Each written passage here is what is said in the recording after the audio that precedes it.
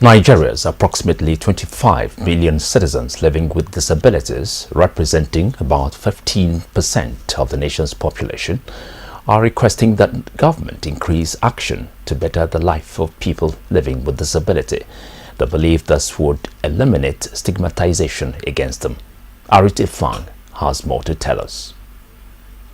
We'll bring you that report in our subsequent bulletins. Now, some medical authors on clinical ethics have faulted the manner in which medical doctors embark on strike to press home their demands on better welfare, saying it violates their ethical oaths.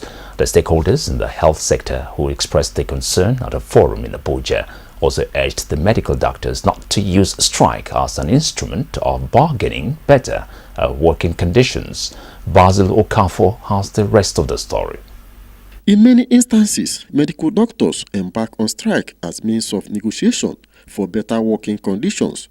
Stakeholders in the health sector are of the view that the attitude of medical doctors to use strike as instrument of bargaining for better welfare negates their ethical oaths. Medical ethics generally forbids doctors from going on strike. If every doctor were to read the ethics of medicine, they will realize that it's not a weapon doctors can use. Other industrial groups can use strike action, but doctors unfortunately cannot, which is why the recipients of healthcare from doctors are supposed to fight for them. To drive home their message on how doctors are expected to carry out their professional conduct, a book on principles of clinical ethics and their legal dimensions in Nigeria was presented to the public.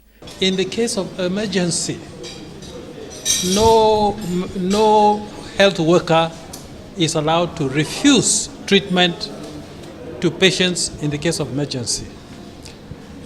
If you do so, there's a heavy fine of 100,000 naira or 6 months imprisonment or both. The practice of medicine and the ethics of it is all centered around the right to life. And it's such a fundamental right